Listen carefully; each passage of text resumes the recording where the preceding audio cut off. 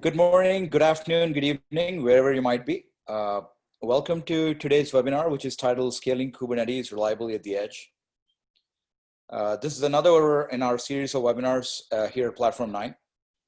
And I, Vamsi, will be moderating it for you, and my colleague Peter is on as well. And we'll do introductions in a second, but just a quick note of housekeeping.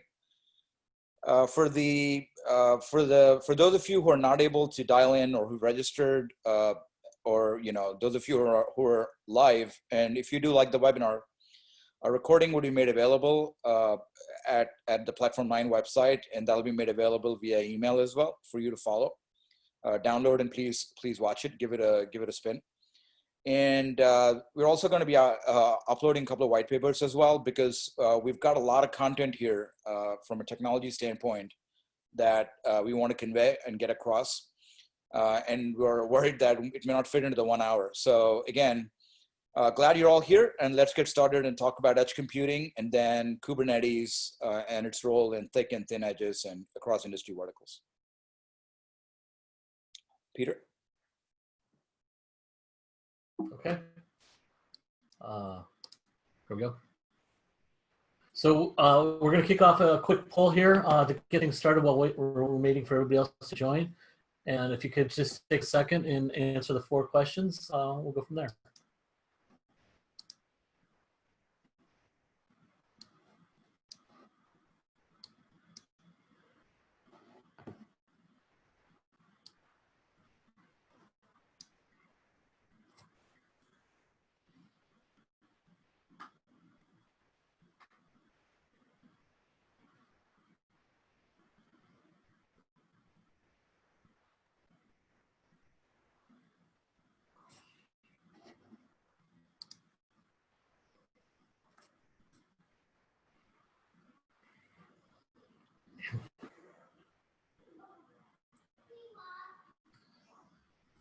People are just starting to jump on that poll now. Looks like we've got about 28 responses so far, Vamsi. Sure, yeah, I see that. It's awesome. Yeah, and our goal in putting this poll together was, as we kind of go through the webinar, we want to target it in the right areas, understand where you're deploying Kubernetes, if you're still early on in your journey into Kubernetes. And one of the other things we do want to make sure we're doing is we don't want to convey that edge is always a containerization and a Kubernetes play, right? There's a lot of very respectable edge implementations that are doing a lot of edge-centric data processing, that are running models that span AI, ML, et cetera, that don't use Kubernetes. They have plans for using Kubernetes, but again, that's one of the deployment mechanisms that we'll cover, which is the thick edge, which is basically more based on a VM-based implementation, because customers have needs for data storage and more heavier processing at the edge, maybe some big data kind of workload. So again, our goal is to understand that. Yep, Peter. I was thinking maybe while people are finishing up answering the polls, because we're getting some good results here, let's do a quick round of introductions. Sure. So, hi everybody. My name's Peter Frey. I am the field CTO here at Platform 9 Systems. I also run pre and post sales for Platform 9 Systems. I'm presenting to you today from my home office in sunny Florida. I'm about 2.5 years in with Platform 9 Systems. Before that, I worked for several other startups in the industry, largely focused on containerization and platform as a service and many other things. Yeah, so that's me, Vamsi. Thanks, Peter. So Vamsi here, Chief Strategist at Platform 9. Basically, the title means Jack of all trades and master of none. So I do a lot of engineering, a good bit of customer discussions, thought leadership, help our field teams with the discussions they're having with their customers from both the business and the technology. Work with Peter's team on qualifying some of the proof of concepts that we're doing. At the same time, I also work with our product management organization in ensuring that customers are getting the right features they need in our products, and are basically, and we are as a product very highly customer centric. So again, that's a little bit about me. Thanks, Vamsi. And today, everybody, if you stick around at the very end, we do have a prize, a Saturn V Lego set, well, if you're here at the very end of the presentation, we'll give it to somebody here that's online at the end. So looking forward to giving that away. Vamsi, maybe we could talk about, before we hit the agenda, you know, what do you think of some of the results of this poll? No, it's quite interesting, right? So we've had a substantial number of responses. The majority of the people that are attending have responded to the poll. And about when the question was asked, where are you in your Kubernetes journey? I think the middle of the bell curve basically is getting started, which I would expect, Peter. So 54% are just getting started, while 23% of the respondents are developing and testing against Kubernetes, and the other 23% are actually in production. Peter, any comments on that? Is it consistent with what Yeah, you're it's seeing? kind of fits the industry trend that we're seeing. I talk to many companies over every week about where they are in their Kubernetes journey, and not one of them says we're not looking at Kubernetes. Everybody's looking at Kubernetes. They've got people that's in their CTO office. They got enterprise architects. They got developers. Everybody's looking at Kubernetes and very excited about it. So the fact that they're out just starting the journey seems to fit what what I'm seeing in the industry as well. Perfect. And number two, where do you plan on running Kubernetes? So we talk about being able to bring your own landing zone into the edge, as we'll talk about that. We talk about our 5 goals, 5 architectural goals to run edge infrastructure. One of them is to stay agnostic to whatever kind of IaaS, but it's kind of interesting that about 59% run their Kubernetes of our current live attendees run Kubernetes or plan to run Kubernetes in the public cloud. Almost similar, 55% run it on-prem, which is what we're seeing a lot with the private cloud, the sort of the revenge of the private clouds, if you will, over the last 6 months. And then 37% are running it on edge location. So Peter, any comments on that? You know, I think it's pretty interesting. We're talking about edge today, and I think there's a lot of different kinds of edge out there. And, you know, public cloud isn't really edge, but most of our customers our attendees are looking at that as where they're running their Kubernetes clusters. And then more interesting is on-prem. Large number of people are doing on-prem, so that's pretty cool. Yeah, so cool. Perfect. The other question was the biggest challenge in managing Kubernetes clusters. The highest say is just setting up monitoring and alerting. And I think at Platform 9, we have a great story in terms of the observability initiative, as we call it, with taking open source Prometheus and Grafana and basically bringing up to, and Cortex, and bringing up to the standard of an enterprise grade monitoring infrastructure as far as your Kubernetes clusters go. But the second highest number of respondents say that maintaining high availability and reliability of clusters. And then a quick third is troubleshooting, debugging, and zero downtime upgrades. Peter, do you think a lot of this resonates with, again, the term you coined, rock solid Kubernetes, as we like to call it? Yeah, I think there's a lot of people, a lot of enterprises out there that are dipping their toes into Kubernetes and they're nervous about it, right? If I'm running my money revenue generating applications in Kubernetes, whether it's at the edge or in the cloud or whatever, how do I do that reliably? And do I have my staff trained? So there's a lot of issues there. So yeah, I'm not surprised with that answer. Thank you. And the last question is, how do you plan to manage Kubernetes? And 62%, or the majority, is DIY, or they're self-managed with open source Kubernetes distros. And then the other 38% are either using something like a Platform 9 or they're working with other products in the industry. Peter, any comments on that?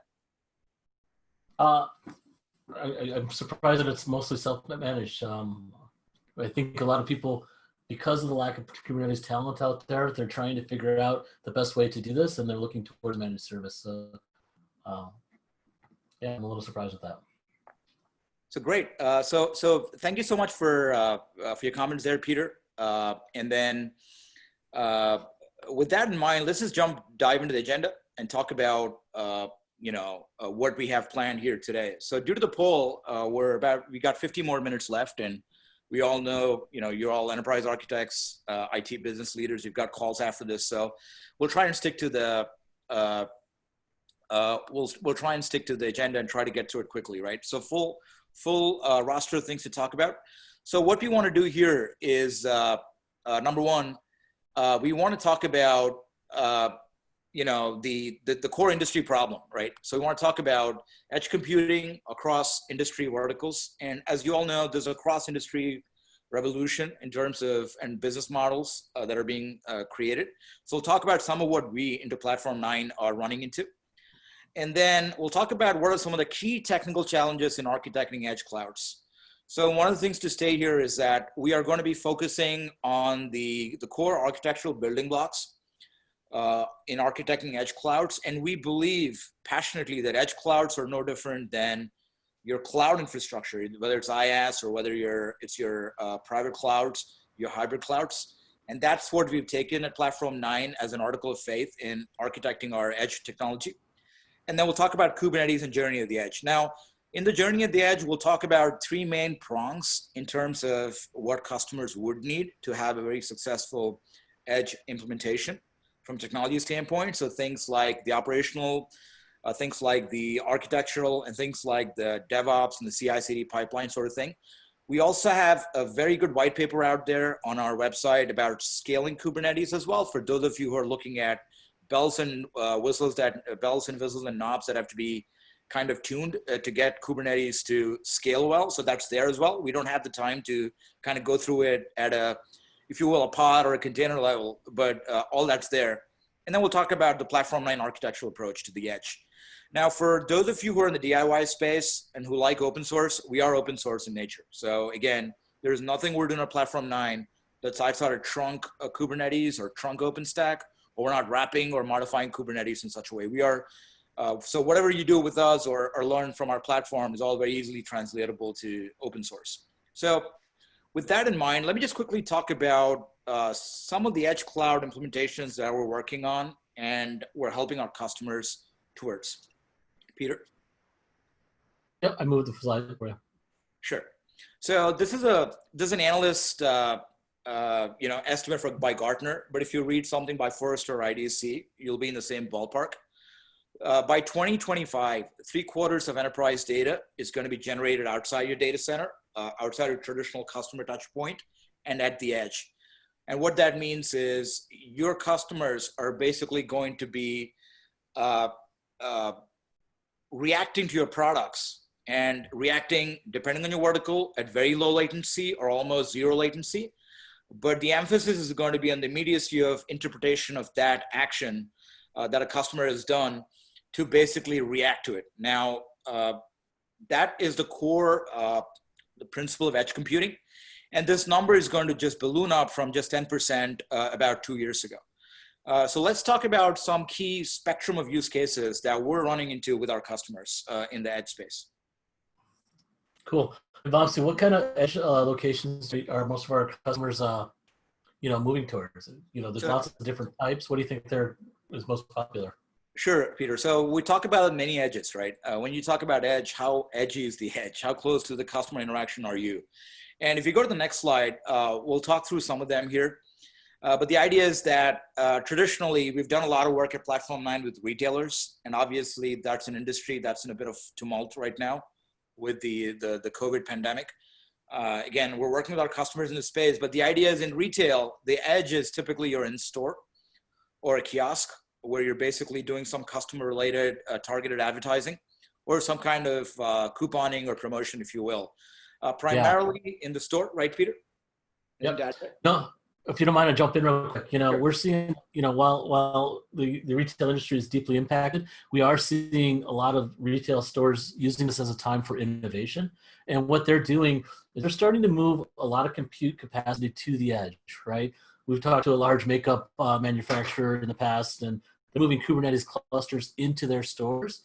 That way when, a customer walks into that store, they can, take a picture of that person and then show them the makeup on their face in a magic mirror type fashion. So, a lot of the big retailers are all re-innovating themselves, moving a lot more compute to the edge, and they're looking for a way of managing all of those Kubernetes clusters centrally, so they don't have to have high cost, IT staff that's available across a global estate of store locations. Back to you, Vamsi. Yep. And in media and entertainment, obviously, we've done work with players such as casinos or some of the media companies out there. But the idea has been that you basically have got use cases that span things at ballparks, for instance, or in a casino, or doing a variety of things such as crowd analytics, managing footfalls, so on and so forth. And smart cities, obviously, big one there is real-time tracking of police cameras, traffic cameras to police stations, and any kind of facial recognition. We see some of this in banking as well, but again, obviously subject to privacy constraints and things of that nature. Peter? So in the smart cities initiatives, I've talked to a customer or a prospect of Platform 9 very recently, and they're putting smart meters at every home. And inside of those smart meters, every one of them is running a tiny little Kubernetes cluster on a node, and they're looking to Platform 9 to figure out how they can manage a citywide estate of Kubernetes clusters, in the hundreds of thousands of locations. So it's pretty interesting that, where we're going with some of the smart cities technologies. Yep, Peter, next slide. So 5G, right? Obviously, a lot of you might be, enterprise architects in the telco industry. And at Platform 9, well, I have an internal poll, but I think that by the end of this year, telco will probably be our #1 customer vertical. And a lot of that customer interest and uptake is being driven by 5G. So in 5G, we're running into everything from the perspective of, 5G tower equipment maintenance, running radio functions in cell sites, and more importantly, things around delivering VR kind of experiences, right? So when Apple launches a new iPhone in a few months from now and it's 5G enabled, you can bet, your house that you're going to see a lot more virtual reality type experiences, and all of these are going to require extremely low latency. So we're talking about something in the nature of, less than 10 milliseconds. So again, just one thing to say here that telco itself is a tale of many edges. Like one of our customers likes to say, they're a household name in the mobile industry.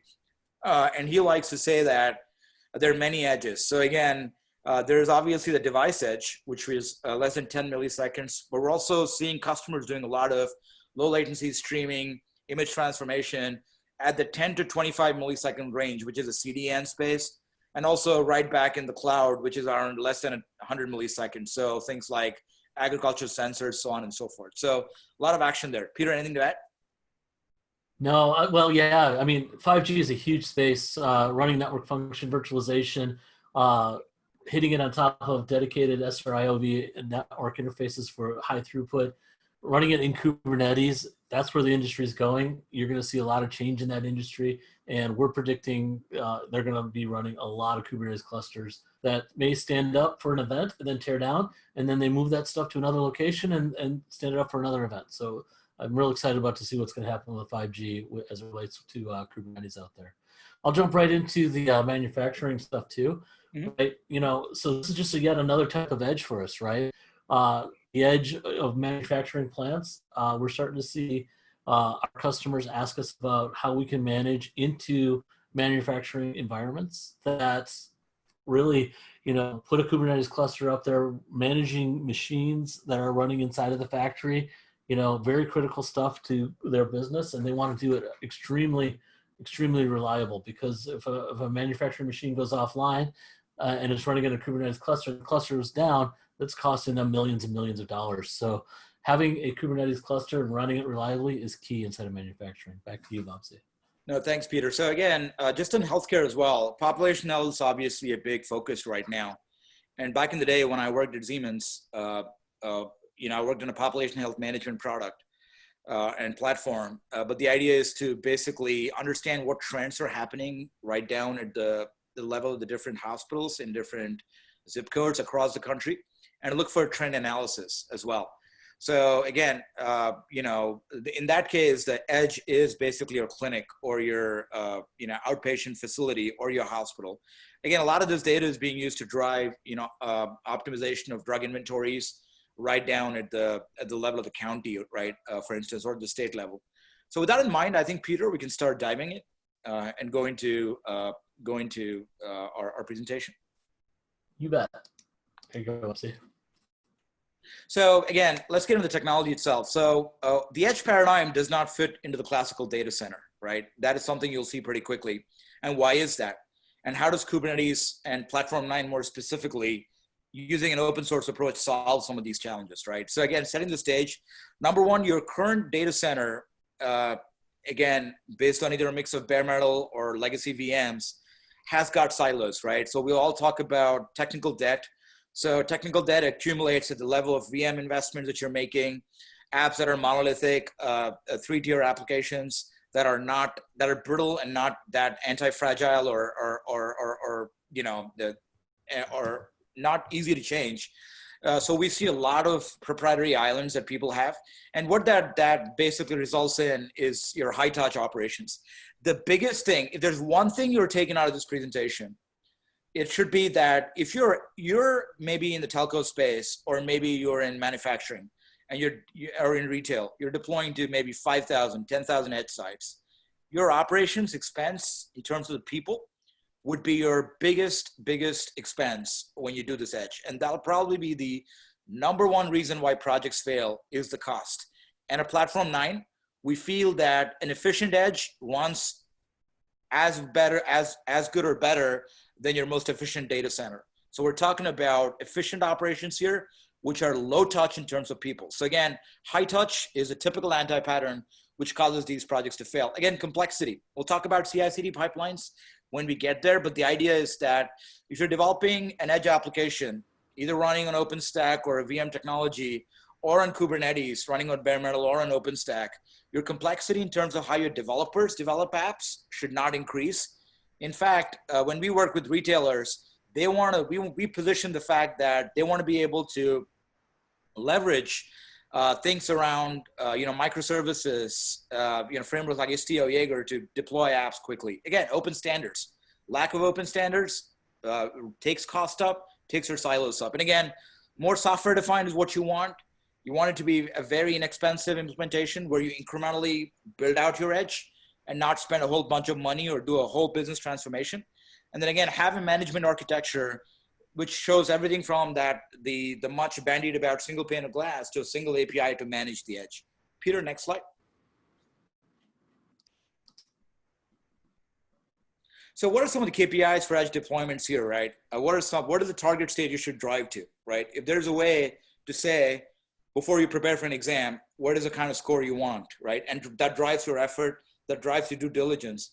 In a similar way, what are some of the key performance indicators for edge deployments? Number one, you should be looking at an efficient timeline in which to update each node. So if you've got maybe 250,000 or maybe even more potentially edge devices, you want to be able to update an application or a piece of that application, be it by developers or by ops or by DevOps. That time to deploy should be risk-free. At the same time, should be as low as possible.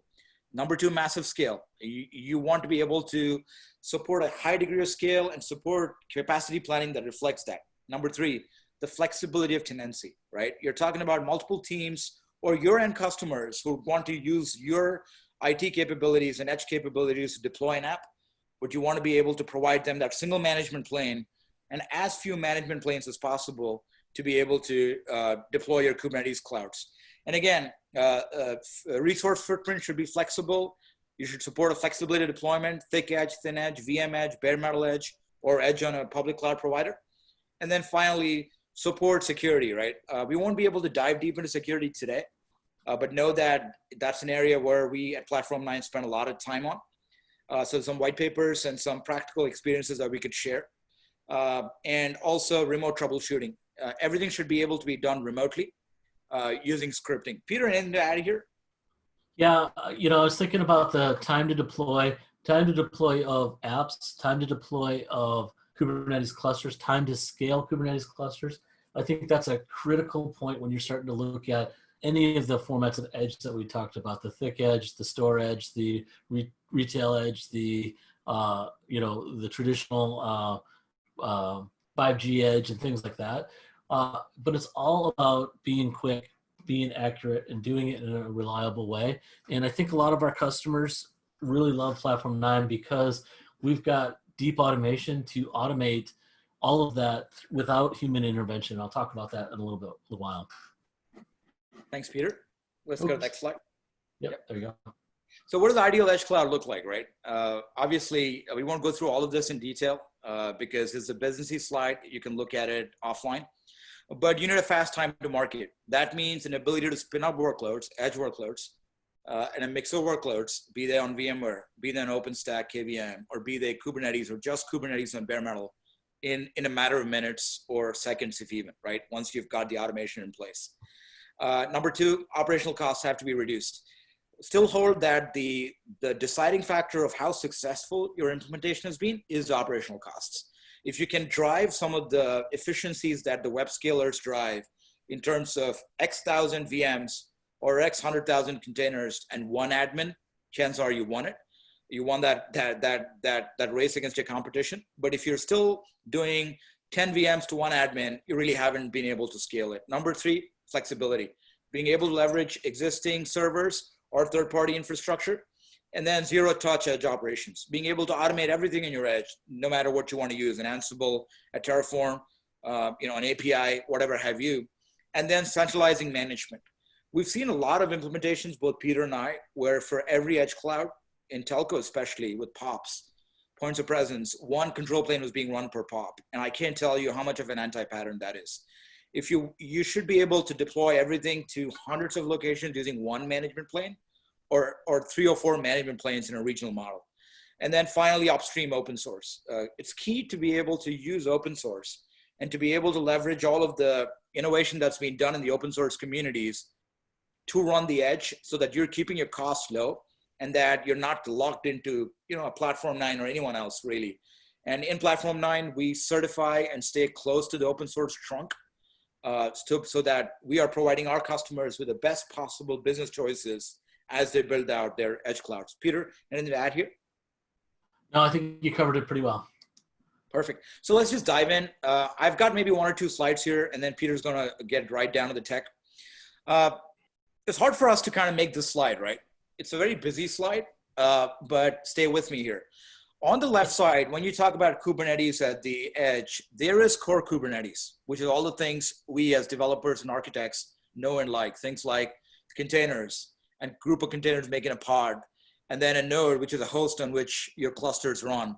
Replica sets, which are the number of replicas of your app that should run. Services, which are load balancing constructs, so on and so forth. So all of the stuff shown on the left is how we think of the world when we design edge applications.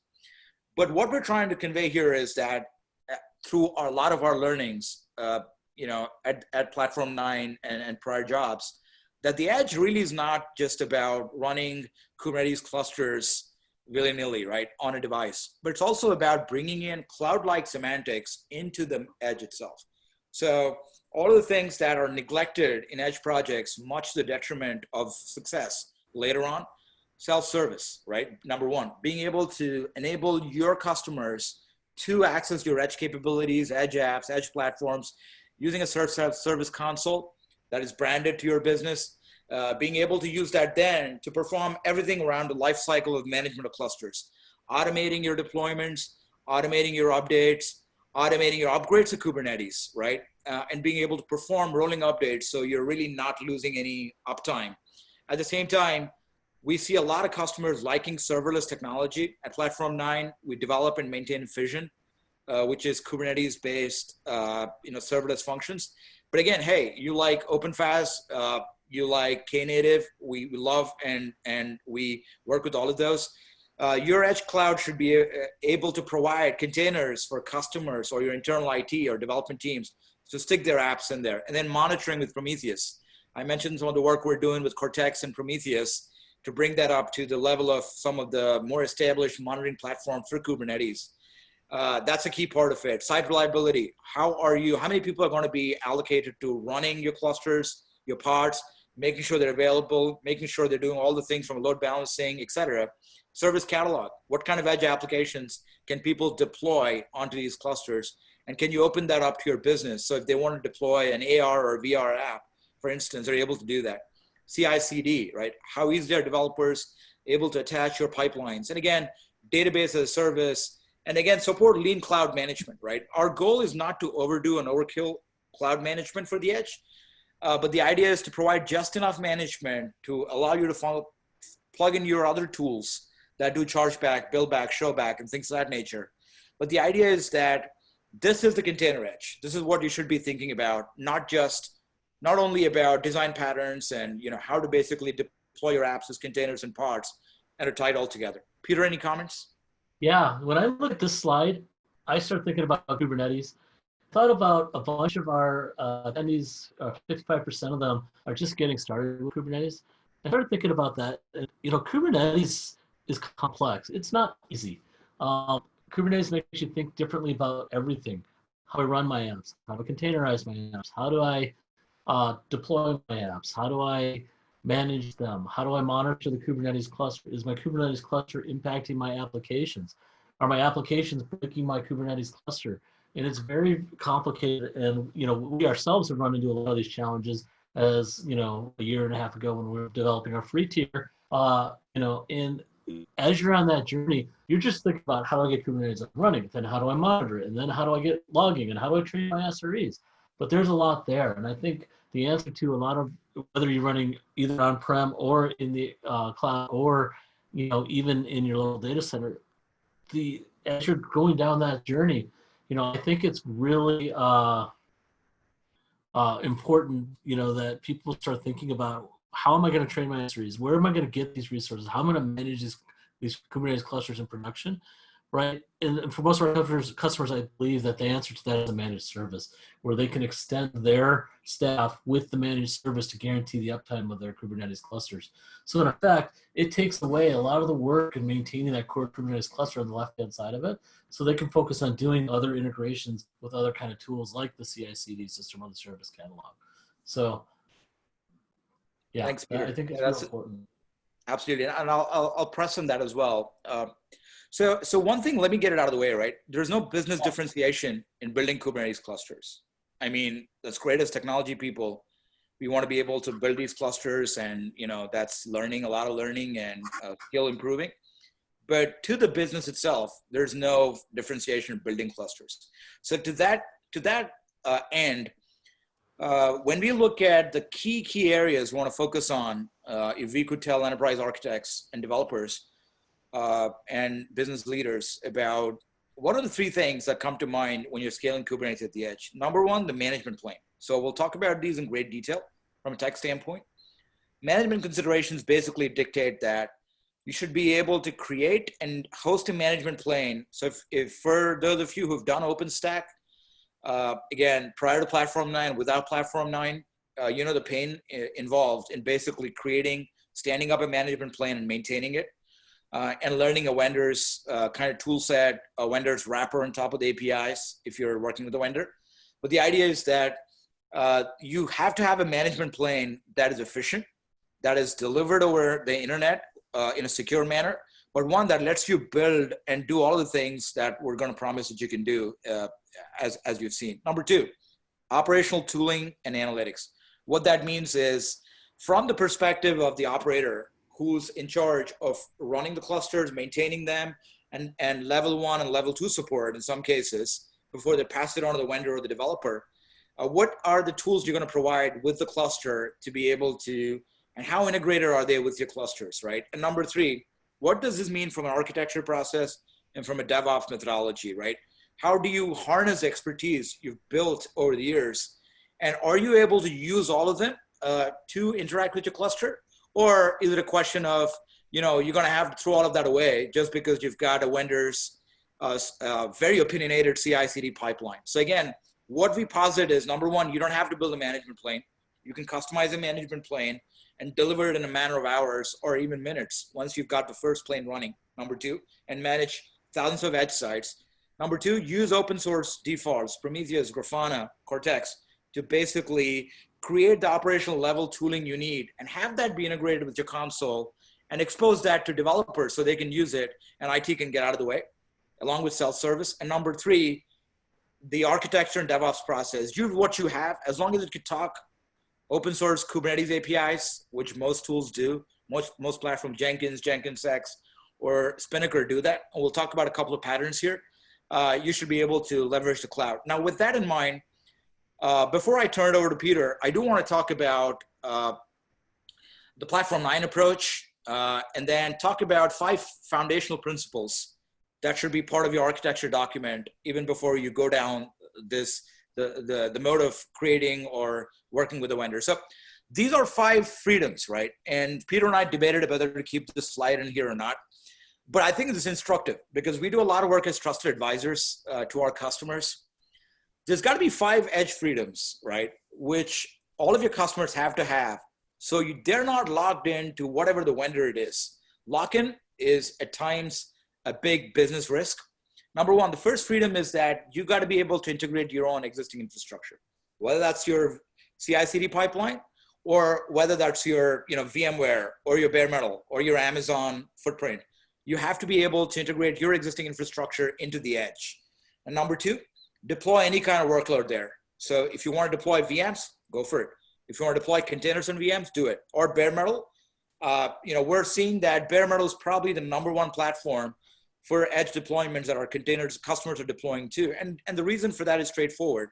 If Kubernetes provides you with multi-tenancy and security and guarantees of performance, why do you need another additional VM layer to manage? Why put the cost down and that another layer of abstraction? So again, you should be able to have that freedom and manage that from your management plane. Yep, Peter. Oh, sorry, I clicked the wrong button. Go ahead, finish. Yep. And number 3, vendor lock-in, right? I think I've beaten the horse to death here, but the idea is that even in open source, there is real open source, but there is open source that's driven by a couple of vendors, right? The idea is whatever vendors there are, you want to be able to use open source. So you're not locked into their way of doing things and their skill sets. And finally, 4 and 5 go hand in hand. Deploy to any location using a UI, using an API in a matter of seconds. At the same time, make the operational complexities of all of that easy. Now, Peter here is, in my mind, one of the most smartest people I worked with in my life. So I'll turn it over to him to talk about what the approach he and his teams recommend and how the Platform 9 SaaS architecture helps you attain some of these business freedoms, right, Peter? Yeah, thanks, Mamsi. So when Platform 9 deploys a architecture out for our customers, we deploy a software as a service. We give to our customers a web portal that they can log into to manage Kubernetes clusters. We also give, as part of that, an API to manage and create Kubernetes clusters. I think most of our customers are starting to do everything in an API-centric way. So Platform 9 is an API-first company. So we develop everything with an API before we even develop it in our UI. But then you access the SaaS portal through the web interface. That allows you to get information about the deployment of the Kubernetes clusters, monitoring of Kubernetes clusters, what versions of Kubernetes clusters are on, if there's an upgrade available, kick off that upgrade, right? We take care of all that. And then we can integrate, with your environment for the alerting and monitoring of this. So when the Kubernetes cluster starts to, run low on memory on worker nodes and pods aren't being able to be scheduled and things along those lines, our integration through Prometheus and Alert Manager is going to allow you to integrate with your Slack or your email or with your ticketing system. So we can do all that. And then we can run these Kubernetes where you're doing business, right? So we can run it. If you've got a VMware estate in your local data center, we can run Kubernetes clusters on top of that. If you've got bare metal and Linux operating systems, we can run Kubernetes clusters on that and automate deployment there, right? We also run in every cloud that's out there, right? Amazon and Microsoft Azure and Google, right? We do that, and we don't leverage their existing methodologies like AKS or EKS or those kind of things, but we actually create the VMs, and then we create Kubernetes cluster on top of that, and then we manage that Kubernetes cluster completely. The nice thing about doing it in that methodology is it's the exact same Kubernetes experience that you'll get in the public clouds versus on the various other virtualization or on bare metal type things. So next I'm going to jump in and talk to you a little bit about a couple of our case studies, a couple of our customers who are doing some things at the edge right now. So this first company is a company in Europe. They've got 1,200 locations out there. And then before meeting Platform 9, they had this challenge, right? Every one of their locations was a snowflake. From the number of servers out there to what was installed on each server to the way they were deploying those servers, how they were managing the metal, everything was unique. and it was very hard for them to manage it. It was very hard for them to document it. Each store had their own wiki page. It was interesting. So they deployed the Platform 9 control plane. They have a couple of different data centers out there where they deployed OpenStack, and they're leveraging that for their dev test environments, deploying Kubernetes inside of a virtualized environment. They're also leveraging the public cloud environments, mostly in AWS, but I think they're looking at Azure too. And deploying some of their production type workloads on top of Kubernetes on EC2 instances in the public cloud. And then they're also now moving into their stores, right? And so what does that mean? So each of their stores has a very small server, 64 gig RAM, 8 cores, 1 terabyte of disk. And they look at this thing as a throwaway device, right? If it breaks, they unplug it and they plug a new one in. And they do that with store personnel, people that are not IT folks. They're not Kubernetes people for sure, right? And so they need to have a system that's very self-contained, automated, and that kind of stuff. So what we've done with this particular customer is we took this small server and bootstrapped it. So when you plug in the Ethernet green port into the green port, plug it into power, and turn this thing on, right? It's going to self-bootstrap. It will bootstrap into the OS. It will bootstrap into Kubernetes cluster. It will phone home to their Jenkins cluster back in their AWS cluster, and kick off a download of all of their running store apps. So inside this store or factory or POP or whatever it is, it could be, it might have CCTV, they might have registers, they might have media systems for playing music in the stores. There's all kinds of things that happen in the stores, and they're all running on this one server in Kubernetes cluster. Their thought is if this dies, they'll fail over instantly to AWS-based environment, and then the store owner can just replace that server and it'll re-self-bootstrap it and be up and running again in 30 minutes. If the internet dies, they can run self-contained inside of that small server until the internet's restored. And they like it because it's all centrally managed, right? So they like the ease of deployment, centralized management across 1,200 different store locations. You've got detailed logging for every process running inside of that Kubernetes cluster, right? Low-tech requirements on the in-store personnel, right? It's production ready. It's monitored by Platform 9 and by their local systems, 724, 365. We've got SLA in place for, the availability of their Kubernetes clusters. We do zero-touch in-place upgrades for each one of them. Their customer support does not need to be certified Kubernetes administrators because we've got a whole staff full of CKAs on staff, and then running Calico for network and pod isolation through different VLANs inside their stores. So pretty cool use case with Platform 9 there. Let me go to the next slide. This next one is a very large US retailer. Let me talk a little bit about them. They've got 15,000 North American locations. They are a Platform 9 customer. They're planning on rolling out across that initial 5,000 American stores at 250 locations per week, right? So that's pretty huge. 50 Kubernetes clusters they're deploying a day across 2 servers in each store location.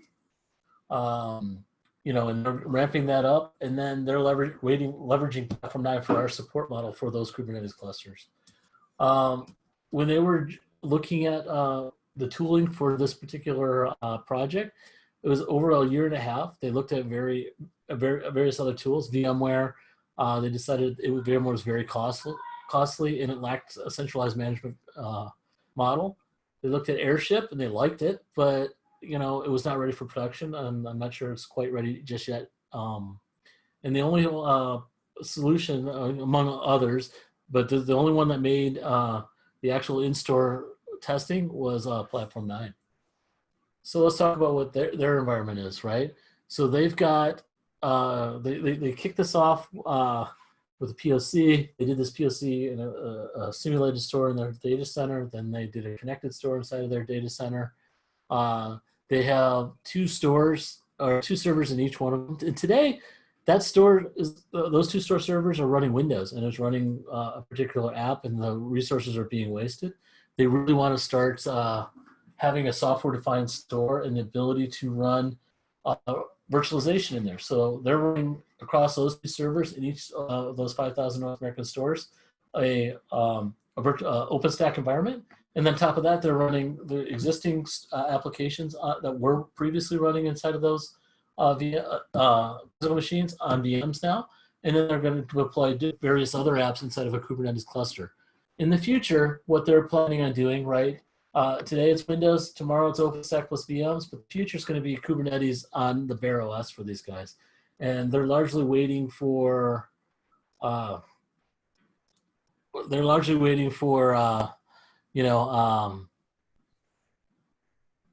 apps to be ready to run on Kubernetes. They're doing that testing now.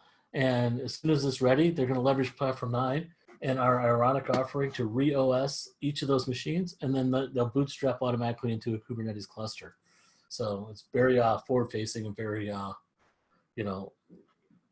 forward-looking for what they want to do in their long-term goals for that particular company.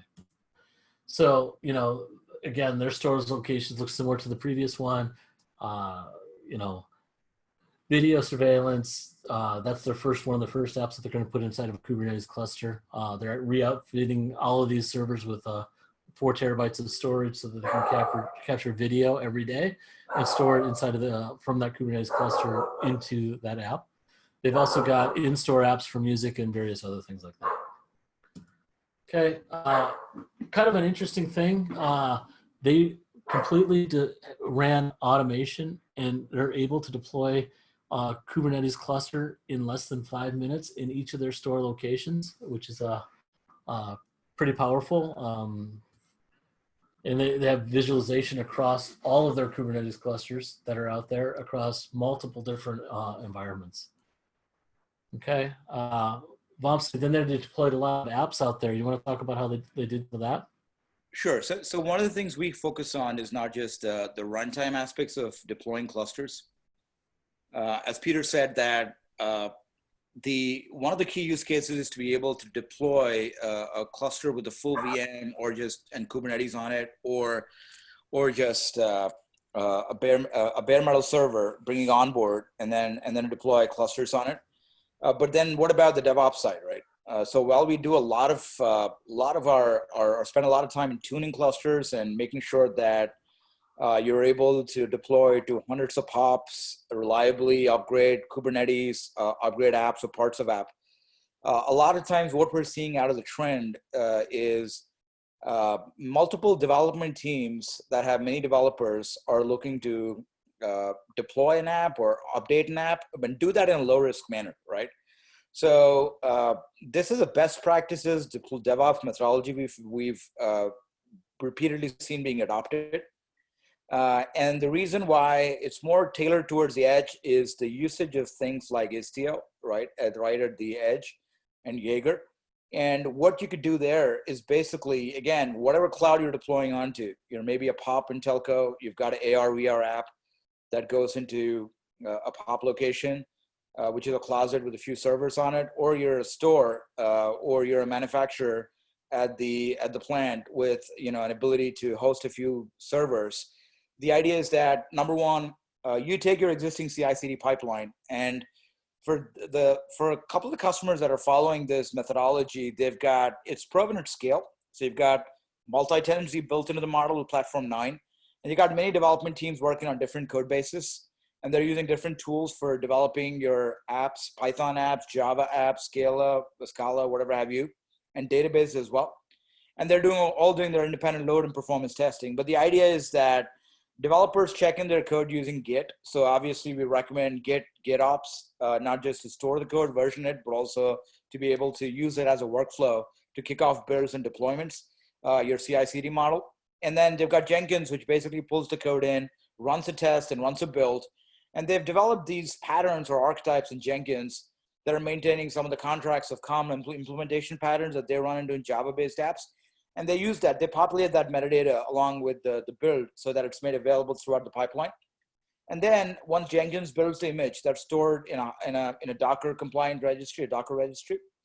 And then that is deployed to the prod servers, to the prod clusters at the edge using Spinnaker. So again, you can use Jenkins X or Spinnaker. But again, the idea is that With Spinnaker, you're probably more closer to some of the native Kubernetes constructs like pods, containers, rolling deployments, blue, green, so on and so forth. And then at the cloud itself, they're basically running Istio. And with Istio, they're using things like error rates and basically providing a traffic management policy so that once the deployment matches that kind of quality, they're able to push it into full bore prod. Now, we're going to do sessions in telco and get into more of the DevOps in more detail. But in the interest of time, let me hand it off to Peter to wrap up the last 5 minutes of the presentation. Peter? Okay, sounds good. So thanks for that CI/CD stuff. We work with all different tools out there. So I'd like to tell you some of the results that we've seen there in the real life. By deploying a host, 16 minutes from the OS all the way up into a Kubernetes cluster. Total time, 23.5 minutes. If you're interested in learning how we got there, I'm happy to talk to you guys. Reach out to me. I'm Peter at platform9.com, and we can go there as well. Next slide.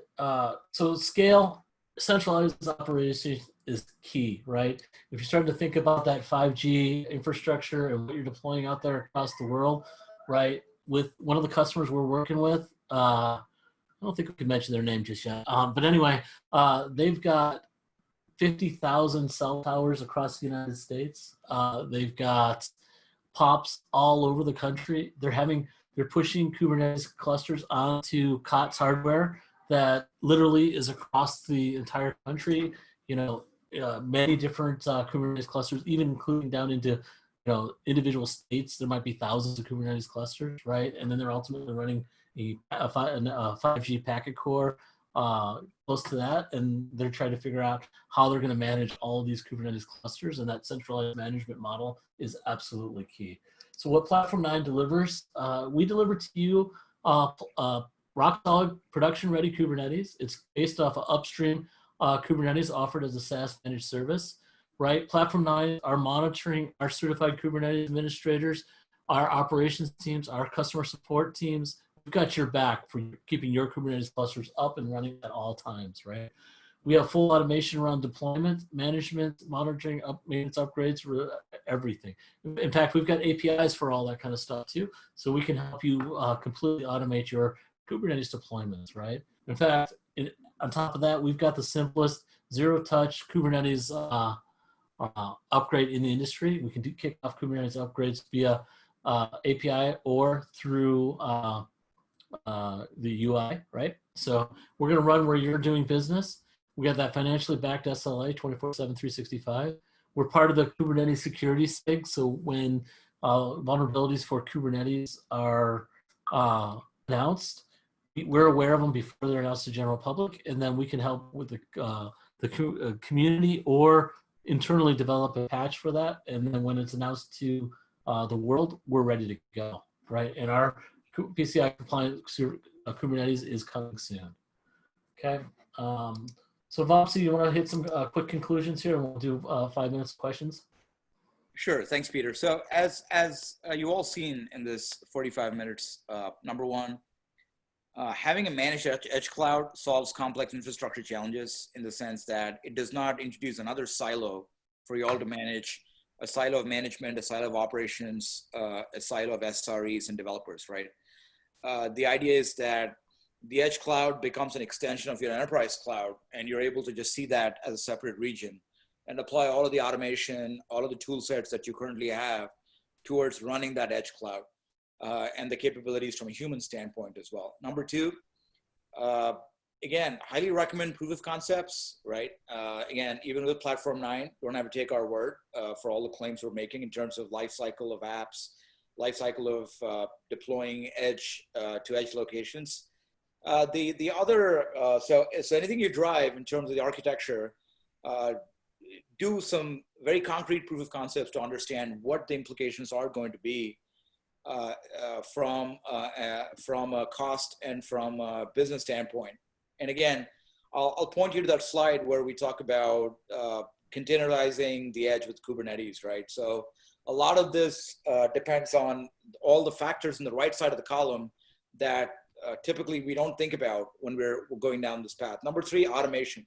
The more you can automate, the more seamless and the more successful and cost-effective your implementation would be. And again, no need to go all homogeneous in your cloud, right? If your Kubernetes runs best, you got thick and thin edges, as we pointed out today. You got some bare metal edges, which are thin, where Kubernetes is going to be running on not more than a handheld device. Go for it, right? Be able to do that.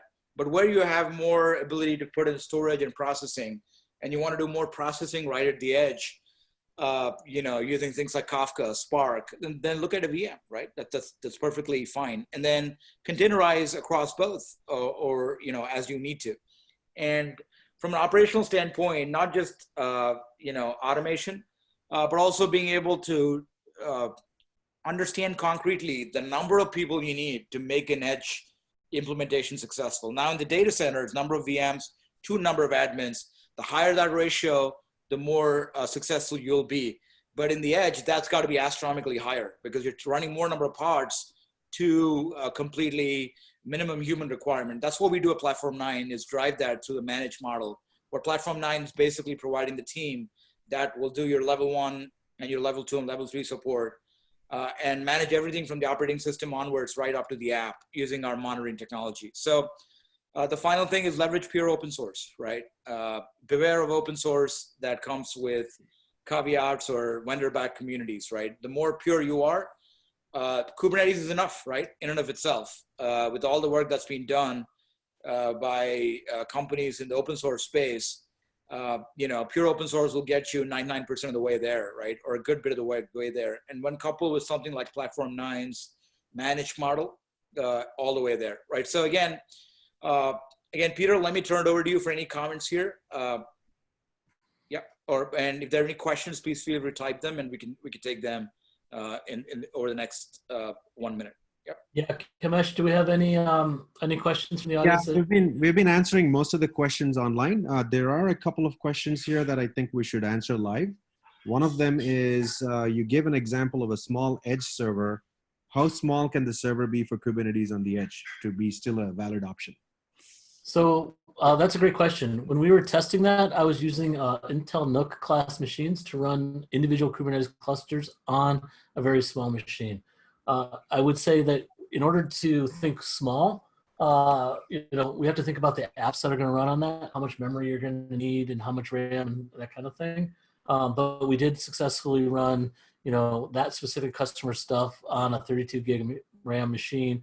They had 30 or 40 different pods running within that on a single Kubernetes thing. There are some limits there and some things that you have to keep in mind as you proceed down that single Kubernetes node. What happens if it breaks, and can you afford downtime and things like that? So stuff to think about. Right, and just one thing to add there is, typically a gateway class machine is what you need. I mean, I know there are some attempts to run Kubernetes right on the device, but the minimum that will require Platform 9 is edge class device, the gateway class device. And the reason for that is these things work really well in the field. They've been tested in the factory for from industrial form factor, the right operating temperature, the low energy, and typically a lot of these are fanless designs, and they can be mounted on a DIN rail sort of thing. So again, that again would support a range of wired and wireless workloads. But again, as Peter said, a machine running Intel class NUC chips, and not right at we're not talking an edge here, a thermostat or a transistor, but we're talking something a level above. It's another question with just 1 minute left. We will answer all your questions, guys, even if we can't answer them live. There is one question here that says, Kubernetes nodes in the edge are part of a large Kubernetes cluster, ? How do you provide resiliency to a single K8s node in the edge? So Peter, let me take a stab at that, and you can add to that, right? So obviously there is resilience right at the level of the hardware itself, where you're running. We have recommendations on the minimum number of nodes you need to run at the edge for clusters, the size of the clusters that you want to operate in, so that even if you have a hardware failure, you're able to operate till a human operator can plug in a server, right? Not be a tech, but plug in that. The other thing is just the auto scaling capability within Kubernetes as well. that works pretty well. And with Platform 9, we've developed the automation to know that when a cluster is down, we can react to it and do what we need to do to basically bring up a set of pods on another host or even within that same host. At the same time, warning you through the UI and through maybe a Slack notification or through a monitoring notification through Prometheus that, hey, you need to take action to increase your, to up your HA. Peter? So let's hit out the prize. Kamesh, who do we have? Who won today? Yeah, so we have a winner for our prize today, and the name is, I hope I'm pronouncing this right, Kingsong Zhang, Senior Manager of DevOps at Sam's Club. So Kingsong, if you're around, congratulations. We will be sending you the prize shortly. And thanks for attending. I have a call to action to everybody. Please check out Platform 9. We have a free tier of our Kubernetes offering. You can go to platform9.com and sign up. It's all over our website. Please check it out. Anything else you want to add, Namsi or Kamesh? No, just a free tier, right? I love the free tier for the reason that when we talk about all of these things in the demo, in the presentation today, integrated monitoring with your clusters, a great self-service UI tied into your RBAC, nothing like the free tier to get started. There's no cost. You bring your landing zone, bare metal servers or cloud-based servers, and then go for it. And then obviously we're all here at Platform 9. Peter and his team and myself, please book a demo with us or, talk to us as you make your journey. And then we hope to be a part of it. With that, thank you for taking the time. Peter, any final, anything final for our audience before we end? No, if anybody wants to reach out on Peter at platform9.com, please feel free to reach out. And if not, thank you for your time today. Bye now. Great. Thanks everybody. Bye now.